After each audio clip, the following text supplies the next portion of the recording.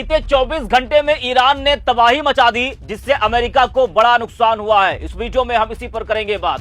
भैया, ईरान को हल्के में लेना अब अमेरिका और इजराइल को भारी पड़ता दिख रहा है। पिछले एक महीने से हालात ऐसे बने हुए हैं कि ईरान लगातार दोनों देशों की नाक में दम किए हुए है। हर दिन नई घटनाएं सामने आ रही हैं, जिससे तनाव और बढ़ता जा रहा है। अब खबर है कि बीते 24 घंटे अमेरिकी वायुसेना के लिए काफी मुश्किल भरे रहे, जिससे अपने को सबसे ताकतवर समझने वाले ट्रंप हैरान हो गए हैं। जी हां, आज तक की इस खबर को आप देखिए। लिखा है कि 2 फाइटर जेट क्रैश, 2 चॉपर तबाह, पायलट लापता।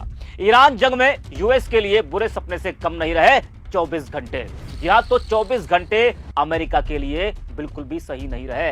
पिछले 5 हफ्तों से जारी ईरान अमेरिका युद्ध अब अपने सबसे खतरनाक और अनिश्चित दौर में पहुंच गया है। पिछले 24 घंटों के भीतर ईरान ने 2 अमेरिकी लड़ाकू विमानों को मार गिराया है, जबकि बचाव अभियान में लगे 2 ब्लैक हॉक हेलीकॉप्टर भी ईरानी हमले की चपेट में आ गए हैं। ईरानी मीडिया की तरफ से कुछ तस्वीरें जारी की गई हैं और दावा किया गया है कि कुवैत स्थित कैंप बोहरिंग पर हुए ईरानी हमलों में अमेरिकी सेना का एक बोइंग CH-47 चिनूक भारी भरकम हेलीकॉप्टर बुरी तरह क्षतिग्रस्त हो गया है। 28 फरवरी से शुरू हुई जंग के बाद यह पहली बार है दोस्तों जब अमेरिकी विमानों को इस तरह नुकसान पहुंचा है। वो भी कोई छोटा नुकसान नहीं, बल्कि बहुत बड़ा नुकसान।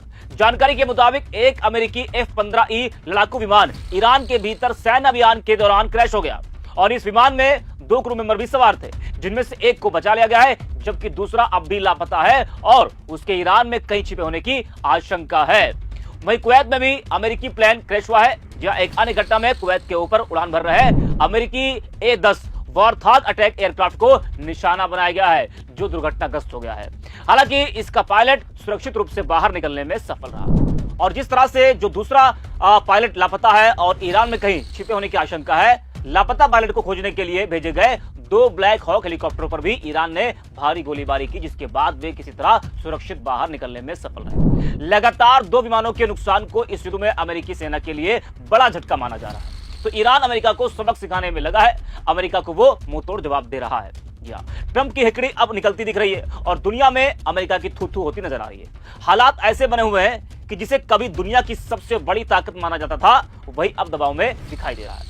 ईरान को हल्के में लेने की गलती अब अमेरिका और इजराइल पर भारी पड़ती दोस्तों दिखाई दे रही है। ट्रंप के बदलते सुर भी बहुत कुछ बयां कर रहे हैं। जो नेता पहले सख्त रवैया दिखाया करता था, वही अब बार बार युद्ध खत्म करने की बात कर रहा है और ईरान की ताकत को मानते हुए नजर आ रहा है, उसको शक्तिशाली बता रहा है। इससे साफ संकेत मिलता है कि हालात अमेरिका के नियंत्रण से बाहर होते जा रहे हैं। इस बीच एक और बड़ी खबर आपको बता दें, ट्रंप ने एक और बड़ा बयान दिया है और कहा है कि अमेरिका थोड़े समय में स्ट्रेट ऑफ हॉर्मुज को आसानी से खोल सकता है। उन्होंने यह भी इशारा किया कि आगे ईरान के पावर प्लांट पर भी हमला किया जा सकता है।